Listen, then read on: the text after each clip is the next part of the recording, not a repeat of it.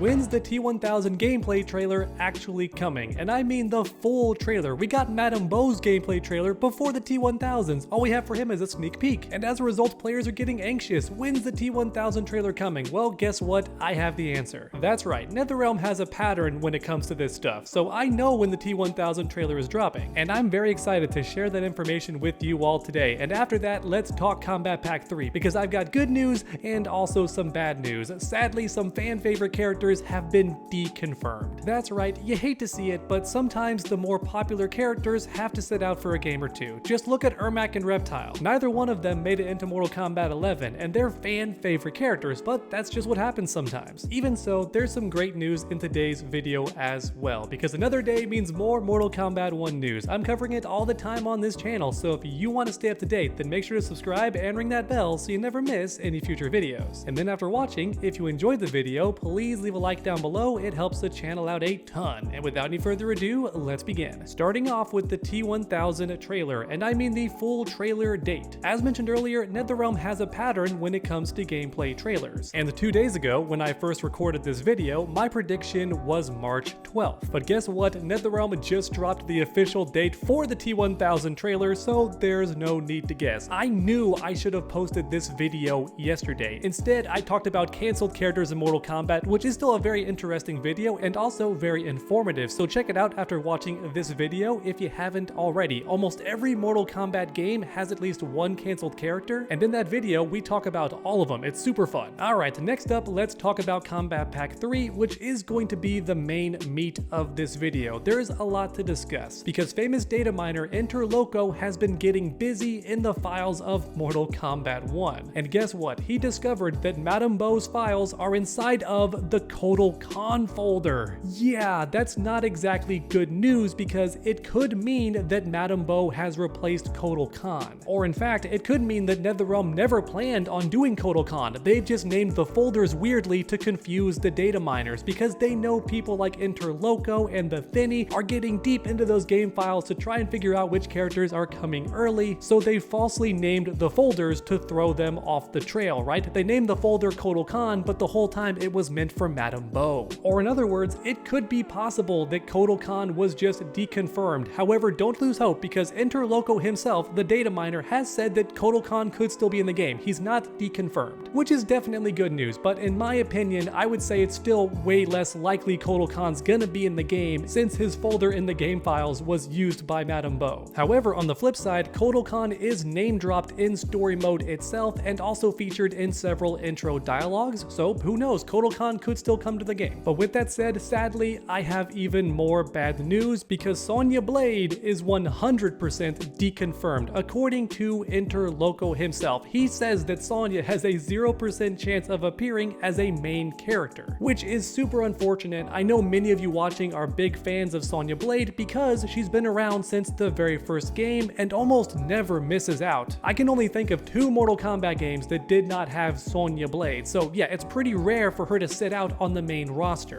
Thankfully, she's a cameo character, so technically she's not entirely missing from Mortal Kombat 1, but many players wanted her as a main fighter as well, because there are some duplicate characters, like Sector and Cyrax for example. They started as cameos, but later on were DLC. But sadly, that's not going to happen with Sonya Blade, most likely. When the premier data miner himself, Interloco, says that Sonya Blade has a 0% chance of being in the game as a main character, I'm gonna believe him, because the guy's right almost all the time. However, if you're a Kano fan, then get excited, because there is still hope. There's light at the end of that tunnel. Interloco said that Kano might still be in the game. It's 50-50, a literal coin flip. Kano might be in the game as a main character, or he might not be in the game as a main character. It's anybody's guess. So let me know your thoughts in the comments below. Who do you think is gonna be in Kombat Pack 3, or who do you want in Kombat Pack 3? Forget the odds. Which character do you want? Because I'm not a gambling man, but to be honest with you all watching, I don't think Kano's gonna be a main character. He's already a cameo, and also we got Ghostface, who is the literal knife character, and he does the Kano ball. For Pete's sake, Kano's signature move, Ghostface does it, so I don't think Kano's ever gonna be a main character, but that's just my guess. Which is honestly fine by me. I don't hate Kano, but I do feel like other characters deserve a chance. I'm still sad about Sonya though. I think Sonya could have been a fantastic addition to the game, especially if they redesigned her a bit. Not too much like with Sector and Cyrax, but a slight tweak on the character, like with Noob Saibot. You know, he's similar but also different in some ways. I think that's great. Real quick though, you know what I really want? No more guest characters. You can add one more at most, but 2 characters would be pushing it. I don't want any more guests, I want more 3D era characters. Where is Hotaru? Order Realm has been mentioned multiple times in this game, yet we have no Order Realm characters. Where are they, NetherRealm? Where are you keeping them hidden? You've got Hotaru locked away in a basement somewhere. I know you do. He's in some secret underground bunker. Let that man loose. Let him in the game. We've already got Darius and Havoc, so come on, put Hotaru in here. Even if every character in Kombat Pack 3, aside from Jade, is from the 3D era, I will be a happy camper, because Mortal Kombat 1 is the 3D era game. So what are you waiting for, NetherRealm? Shove more 3D era characters into this game. We want more 3D characters in Mortal Kombat 1. But okay everyone, to end today's video, I wanted to talk about some good news. It's more of a theory than a confirmation, but I feel very strongly about it, so I wanted to share this good news with all of you. In a recent video, I mentioned how Injustice 3 has pretty much been confirmed by James Gunn himself. He's met in secret to speak with NetherRealm Studios and recently announced that in an interview a short while after. So we know that James Gunn has met with NetherRealm and that he told them to work on a DC game. And since NetherRealm is known for making fighting games and has already made 2 DC fighting games, I think it's pretty obvious they're working on Injustice 3, which is fantastic news if you love that fighting game. But guess what? Even if you love Mortal Kombat 1, it's still good news, because chances are WB Games wants Mortal Kombat 1 to continue adding new stuff until the groundwork for Injustice 3 is finished. So the story, the characters on the roster, all that stuff, possibly even some base character models and some gameplay changes, all that stuff is gonna get finished before Mortal Kombat 1 is done getting